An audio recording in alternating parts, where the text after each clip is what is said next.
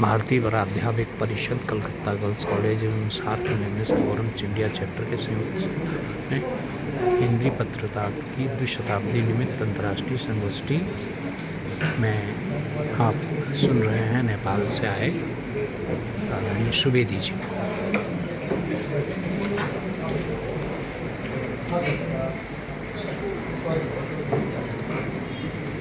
सबसे पहले तो आप सभी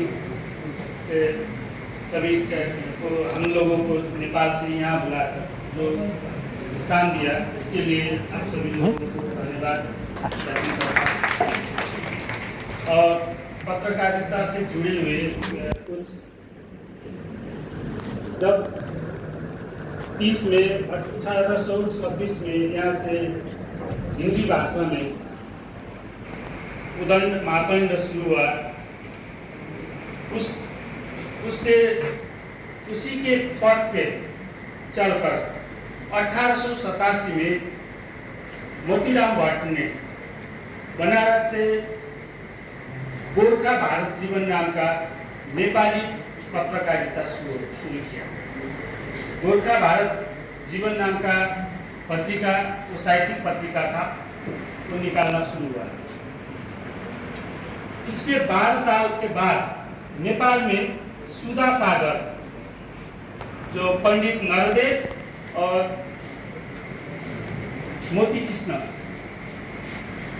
के दोनों के संपादकत्व में सुधा सागर पत्रिका निकलना शुरू हुआ।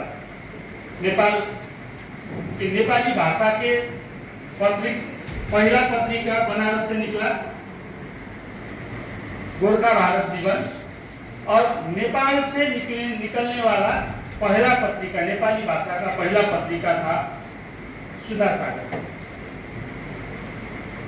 उस टाइम राणा शासन काल चल रहा था, पढ़ने लिखने और सुशिक्षित होने के अधिकार उस टाइम में बंद था।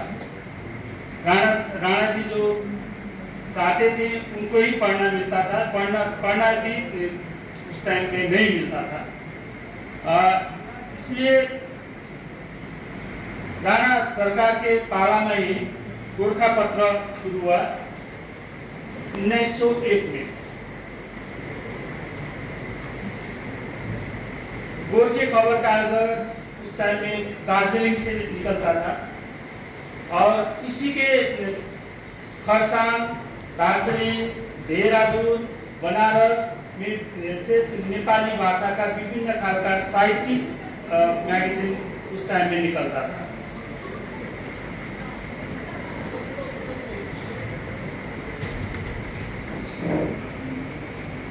सबसे ज्यादा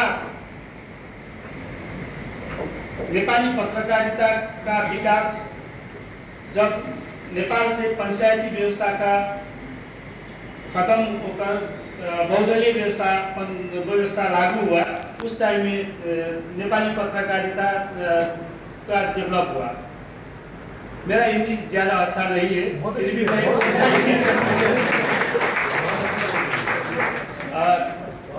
अगर काम इधर का उधर हो गया तो माफ कीजिएगा। और उसी टाइम में राणा काल में ही धर्मादित्य धर्माचार्य नाम का एक काठमांडू से यहाँ आया कलकत्ता। अध्ययन के क्रम में वो आए थे, कलकत्ता विश्वविद्यालय के वो छात्र रहे। 1926 में उन्होंने बुद्ध धर्म नेपाल भाषा में, नेपाल भाषा हमारे यहाँ पे नेपाली भाषा अपना भाषा हुआ, नेपाल भाषा हमारे यहाँ के नेवार लोग जो बोलते हैं, नेवार लोग प्रयोग करते हैं, उनको नेपाल भाषा बोलते हैं। उस भाषा में उन्होंने बुद्ध धर्म नाम का मैगजीन शुरू किया, और उन्होंने हिंदी, अंग्रेजी और फर्स्ट नेपाली भाषा में, ये 3 भाषा में अपना मैगजीन निकालते थे। राणा शासन 2007 में, नेपाली विक्रम संवत 2007 में राणा शासन खत्म हुआ और डेमोक्रेसी का उदय हुआ।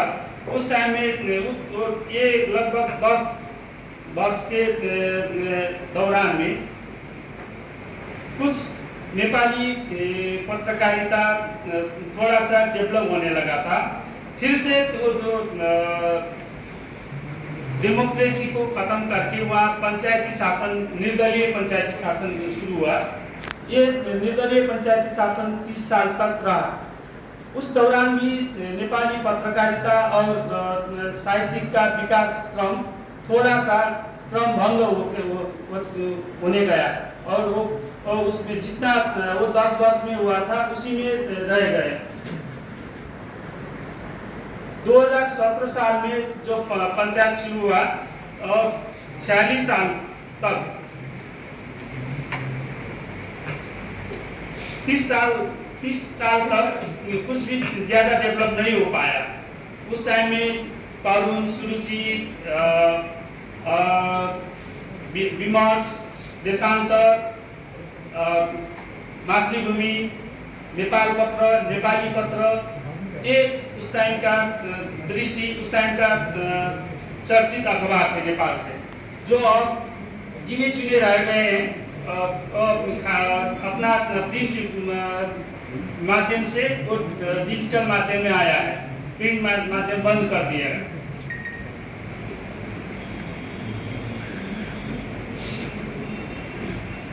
लोकतंत्र काल में सबसे ज्यादा पत्रिका की विकास हुआ, पत्रिका मीडिया हाउस का विकास हुआ। अभी जो नेपाल में सबसे ज्यादा सर्कुलेशन है, सबसे ज्यादा पॉपुलर मीडिया हाउस है कान्तिपुर पब्लिकेशन, अन्नपूर्ण पब्लिकेशन, समाचार पत्र। ये प्राइवेट सेक्टर से शुरू किया गया मीडिया हाउस है, उनका सर्कुलेशन भी सबसे ज्यादा है। ये शुरू हुआ लोकतंत्र काल में। फिर 2058 विक्रम संवत 2058 तक से लेकर 65 तक 4 साल फिर नेपाली मीडिया का गला घोटने जैसा काम हुआ। प्रत्यक्ष राजा के प्रत्यक्ष शासनकाल में संपादन में सेंसरशिप और उसमें संपादक के टेबल पर जाकर सेना और प्रहरी के आदमी बैठते, उनको नहीं, जब तक नहीं दिखा सकते तो आप पब्लिक नहीं कर सकते।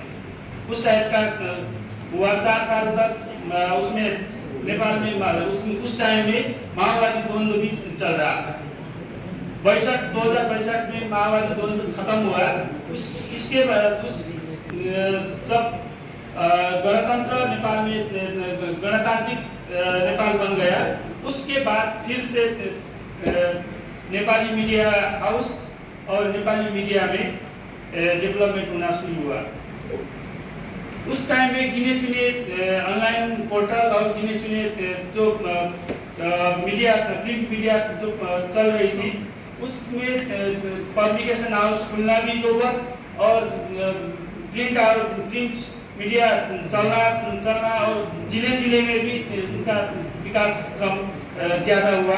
अभी लगभग 2058 से लेकर अभी तक लगभग 25,000 से ज्यादा ऑनलाइन न्यूज पोर्टल संचालन में है नेपाल गवर्नमेंट के रिकॉर्ड के हिसाब से। और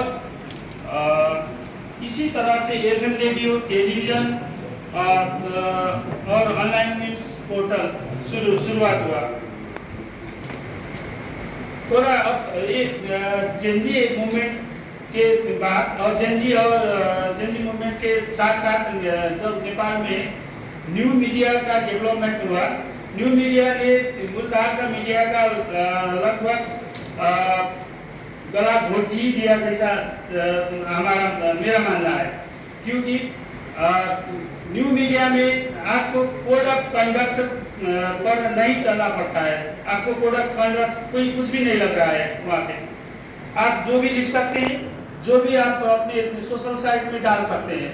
लेकिन जो मूलधार का मीडिया है वो कोड ऑफ कंडक्ट से चलता है, वो कोड ऑफ कंडक्ट वो जवाबदेही भी होता है।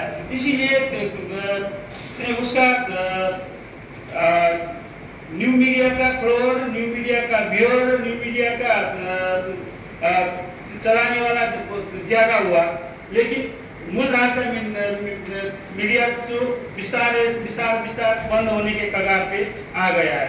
इसमें फिर हाल ही में जो जेनजी आंदोलन हुआ, जेनजी आंदोलन के बाद आंदोलन के टाइम में भी उनका अटैक मूलधार का मीडिया पर ही था।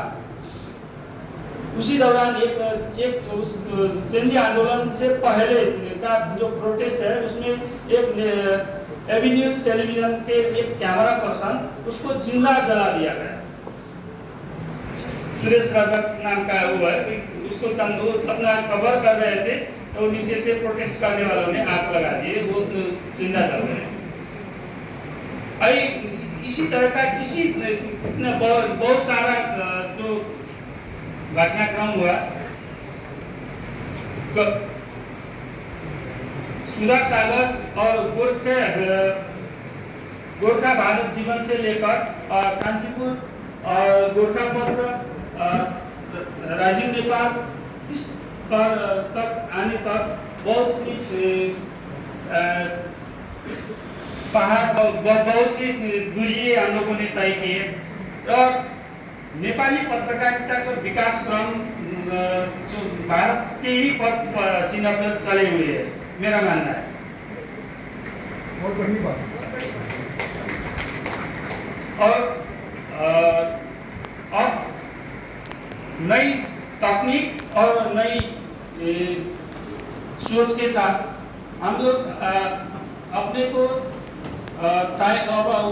डेवलप नहीं करेंगे तो मूलधार का मीडिया पर संचालन में और मूलधार के मीडिया का जो उपभोक्ता संचार उपभोक्ता है वो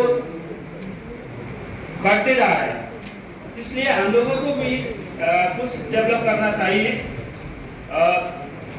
इतना कहते हुए जो हम लोगों को यहाँ पर बुलाकर जो मंचासन मंच में स्थान दिए और हम लोगों को सम्मान भी किए, इसके लिए आप लोगों को शुक्रगुजार करता हुए धन्यवाद देता हूँ और